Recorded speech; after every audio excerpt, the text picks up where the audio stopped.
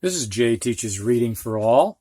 Lesson 100, the much anticipated Lesson 100, the last lesson in the program, which is going to be about dictionary use. Before we get to that, I want to give you an opportunity to order the book, the hard copy of the book, which is right here. And I know you're not going to be able to see this in detail, but it's got two sound out sheets. One sound out sheet goes with the alphabet letters using the short sounds of the vowels. The other sound out sheet is combination letters. Then it has a couple pages showing how to form the letters for those that are learning how to print. So there's a couple pages on that. And then there's a page that just gives you an outline of the main phonetic skills covered in the book. And it starts with, and I know you can't see this, part 1. The main book is part 2, but part 1 helps the teacher who's got a student that can read, but they need improvement. So where do they start in part 2? Well, this is a diagnostic section that shows you where to find your starting place in part 2. Of course, if you got a beginner reader, you'll just start at the beginning of part 2. You won't need this. I have not done the part 1 video for YouTube. I'm doing that last, in other words, next, so that it's going to be at the top of my video list, because I want every first timer to see that and check it out, so they know what's going on in the course, and they don't have to scroll all the way down to the bottom, because they might not do that. They might not even know it's there. Okay, if you would like to order, and I should mention, there's about 125 pages here. It comes with 9 CDs, which are at the end. So that's that. And if you'd like to order, make your check or money order out to me, J. Shutt, Post Office Box 581, Interlochen, Florida 32148. $28 for those who are in the United States, $35 for those living outside the United States. And by the way, I'm not making any money on this book. This is just covering my costs for materials, for the machines that I need to duplicate things, supplies, and for shipping. So, not making any money on it, but it's worth it. Okay. Before we continue, let me say that before students learn how to use the dictionary, they can go to the internet, type in a word that they don't know how to pronounce or they don't know the definition of on one of these sites. This one is dictionary.cambridge.org. At the top of their site, they'll have a spot to type in the word, and then you scroll down. You'll scroll down through the definitions. Usually there are more than one, with the parts of speech that may be different. We'll talk about that in a little while. And then where it lists the word and this megaphone or whatever this icon is, you click on this. This US stands for the United States pronunciation of the word.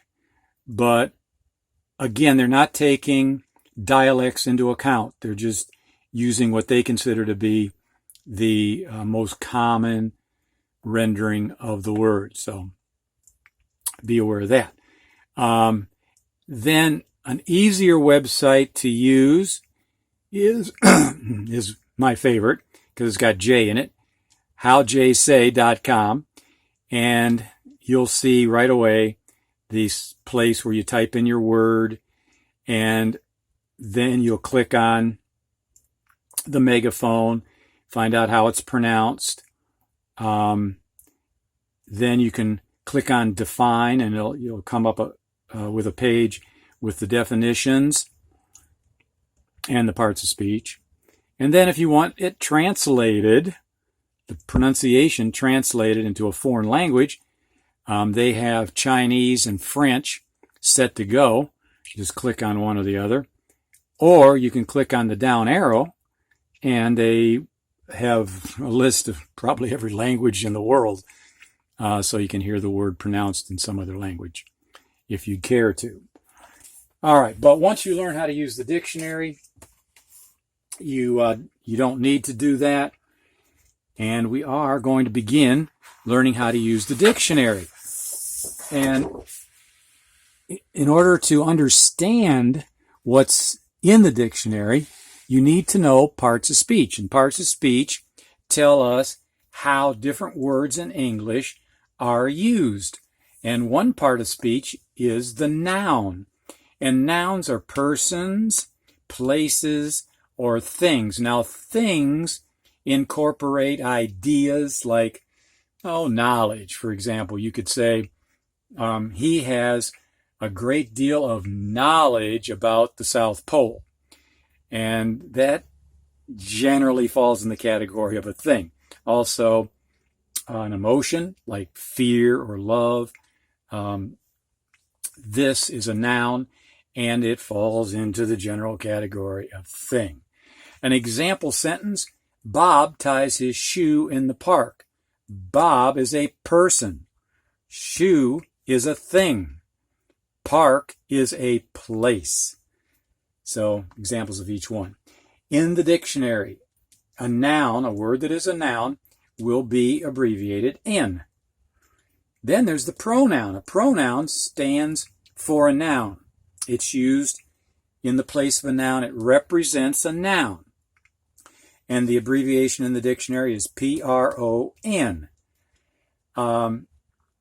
Pronouns are like he, she, it, we, they are some examples.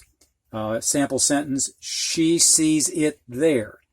All right, she is a pronoun standing for a noun like Betty or Susie or Harriet or whatever.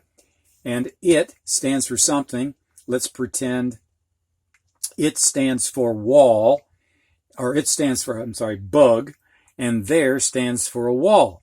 And so she sees the big bug, let's say, on the wall, but we're using there in place of wall, and it's a pronoun. Although, in the dictionary I looked in, they classified this as a noun, which I don't agree with because it's not specific.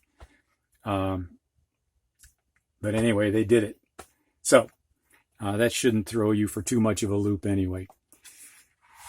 Nouns and pronouns. Now we go to verbs. The most common type of verb is the action verb, like run, jump, throw, kick, hit, scream. And action verbs can be transitive, which means they transfer their actions to a noun. It says here a verb transferring its actions to a noun is a transitive verb. In the dictionary, it's abbreviated VT, verb transitive. An example, John swats the fly. Swats is an action verb. The action is carried or transferred to the fly, who's not really happy to receive it, but does. And this is called a transitive verb, swats, because it transfers the action to something else, to a noun. Okay, then there's the intransitive verb, which is abbreviated VI, verb intransitive. A verb not transferring its actions, like she runs. Runs doesn't transfer action to any verb. Sue sneezed. Sneeze doesn't transfer action. These verbs stand by themselves. Okay, so that's some action verbs, but you need to know about a couple other types of verbs, even though they are not listed in the dictionary. Just for your general knowledge, there are linking verbs which link the subject of a sentence with another word, and we'll see an example of that.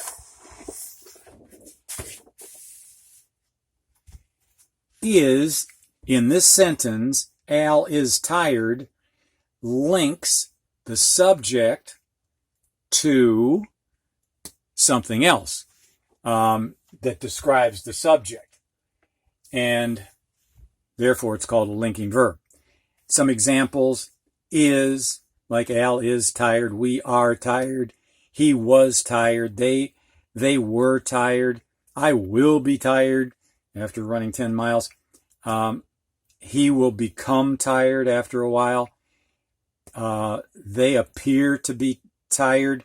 They look tired. Okay, these words right here can be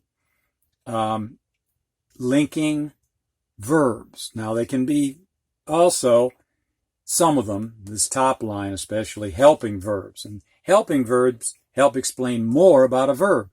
Like I will go. This explains that go is going to happen, the going is going to happen in the future. You're not going right now, but you will at some point in the future go. So it gives a little more explanation of the verb. I can go. Can gives a little more explanation about the go. In other words, if you're asked, are you allowed to go to the movie tonight? You can say, I can go, which means you've got permission or you're able to go. It gives more information, and it's a helping verb. Remember that helping verbs and linking verbs are not designated in the dictionary. Now, adjectives are parts of speech that describe nouns. So let's take a noun, house. Words that describe house would be adjectives like big house, red house, old house, small house, pretty house. All adjectives abbreviated ADJ in the dictionary. Okay, now adverbs. Adverbs are abbreviated ADV in the dictionary, and they describe action verbs. Okay, so let's take an action verb, ran. He ran fast. He ran slowly, blindly, steadily, wildly. Notice that most of these words end in ly. That's because most adverbs end in ly. And again, it's abbreviated ADV in the dictionary. Prepositions, abbreviated PREP, show the relationship between a noun or a pronoun and another word. So a noun or a pronoun, let's take he or she, Paul or Susie, the children, and tunnel. Okay, we're going to take a relationship between this noun or pronoun and tunnel. So the children or the person can go through the tunnel, around the tunnel, in the tunnel, under the tunnel, over the tunnel, down the tunnel, across the tunnel, or inside the tunnel. All of these words are prepositions, abbreviated PREP in the dictionary. So you need to be aware of that. Now, the next thing you need to know, and you know most of these, and I'm not going through all of them, is a pronunciation key. A dictionary will have a separate page with a pronunciation key showing you what the symbols that they are using sound like. I'll give you examples with simple words so that you know what they sound like. Some dictionaries have a pronunciation key at the bottom of every page. If you would like, you can print out a pronunciation key off the internet. You can just type in on your search engine sample pronunciation key, and it'll give you one. They're all not the same, unfortunately. They're close. They're very close, but they're not exactly the same. And in my estimation, they've all got problems. I picked out one that I thought was pretty good, but it's got problems. On the pronunciation key, almost all of them will have short vowels with a cup at the top representing their short sound. So A with a cup over it is short A. E with a cup over it is a short E. I with a cup over it is a short I sound I. O with a cup over it is a short O sound octopus. If it's got a arrowhead over it, that's the ostrich sound. And then cup over a U is short U. But the dictionary more often uses the schwa, which is an upside down backward E, for the sound. Why they have both, I don't know. And look at this example. The sound which is the sound that you are supposed to make when you got a tongue depressor from the doctor pressing down on your tongue, and the doctor says, say okay, that sound, as in father. Now I'm using my Midwestern dialect. That's the way I pronounce father. And it's the same sound as this for the short O sound. So why they have two different symbols, I don't know. Also, and I think I mentioned this when we did the WH on a sound out sheet, our sound out sheet number 2, I said the H was silent. Don't hear it. This dictionary says, yes, you do kind of very softly hear a breath with the H sound. In other words, when you say this word, they say you're supposed to say which. I'm exaggerating. I don't do that. I was not taught that way, and I just don't do it that way. And I would and have already recommended to you that if you don't pronounce a word just like the dictionary says because of your dialect, don't worry about it. Just pronounce it the way you pronounce it. Here's another anomaly on this pronunciation key. They've got the sound in butter symbolized like this. Instead of just ER, the regular ER, this is an sound. And why they did that, I have no idea. And then they also have the U with an arrowhead over it, and that is also the sound, like in urge, firm, term. Remember, we had the rule that UR, IR, and ER all sound like Well, they've got both of these symbols making the same sound. And also, I pronounce this word right here, peer. I forgot to dot my I. And on this pronunciation key, instead of just using the long symbol for E, and by the way, I forgot to mention this, that if the vowel is a long sound, A sounding like A, E sounding like E, I sounding like I, and so on, they will have a line, just a straight line over the letter. So why they don't have an E here with a straight line over the E, I don't know. But to me, this should be done like that. Peer. That's the way I say the word. And if the pronunciation key is trying to get me to say this word in a different way, I'm at a loss for what they're trying to do. So, students, what you find out is pronunciation keys are going to help you a lot, but there are a few little quirks that you have to get used to, and you can work your way through. It's really not a big deal. Okay, now we're going to get to the actual dictionary. And you're not going to be able to see the page. I could not get a page that was like giant print. I couldn't find one. But let's say you are trying to look up the definition of the word inconclusive. Well, the dictionary is in alphabetical order. So you got all your A words first, then your B words, your C words, your D words.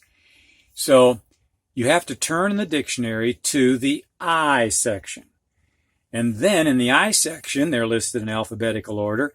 I A words first, I B words, I C words, I D words. And so you keep on going till you get to the IN section. Okay, then it's INA, INB, INC, IND, and we're going to stop at the C. So we get to the INC words, and then it's INCO. So we're going to skip through the INCA, INC, well, there's no INCB, no INCC, no INCD, the INCE words, and we just keep going till we get to the INCO section. And up at the top of the page, and I know this is hard to see, you may not even be able to see it with a full screen, there are two words. These words are the words that are the first word and the last word on the page. And so these words can help you once you get really good at your alphabetical order.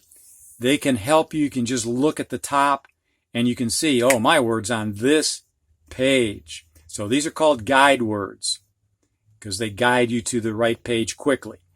And then on this page, I'm going down. I got INCOM, and M comes right before N. So I finally get to INCON, and there's inconceivable. That's not what I want.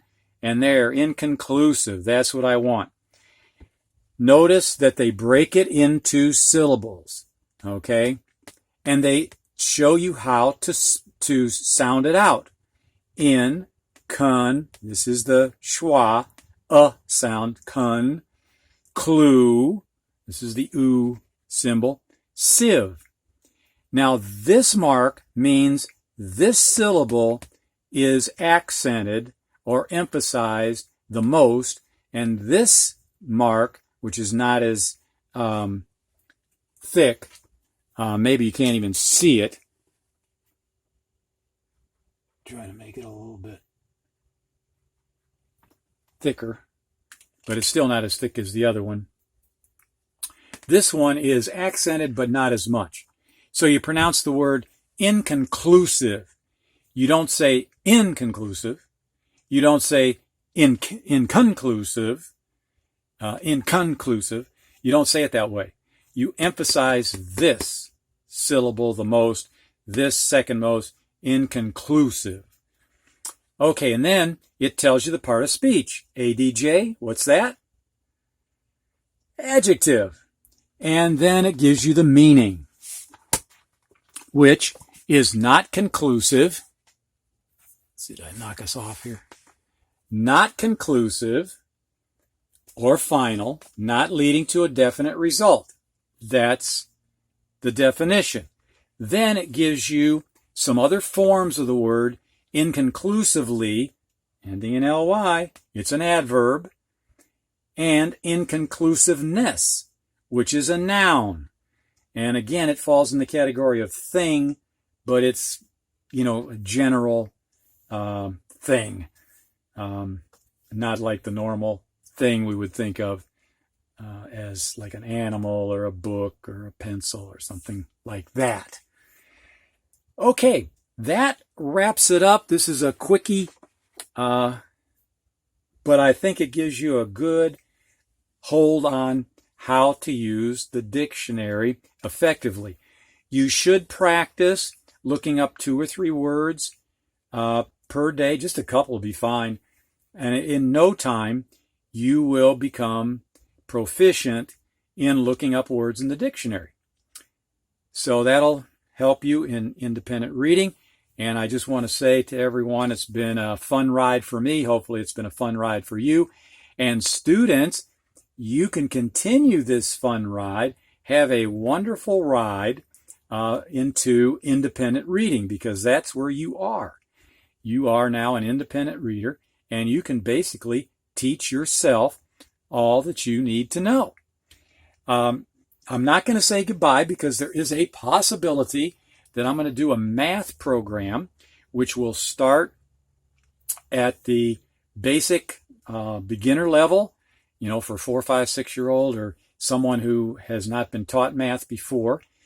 And this is taught according to the old school, not according to the new math, which I think is very convoluted and takes too much time. It's not efficient, in my opinion. So this is old style math, and it goes all the way up to the point where the student could pass the GED. It doesn't get into, calculus and trigonometry and advanced algebra. It doesn't do that.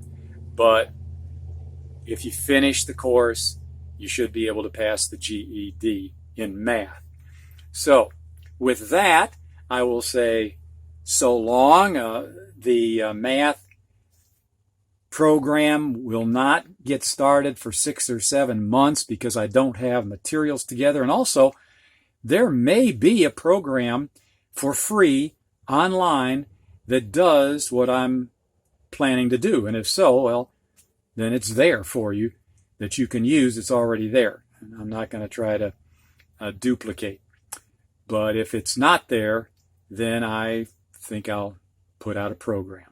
So, again, have a wonderful ride into your future of independent reading. Bye for now.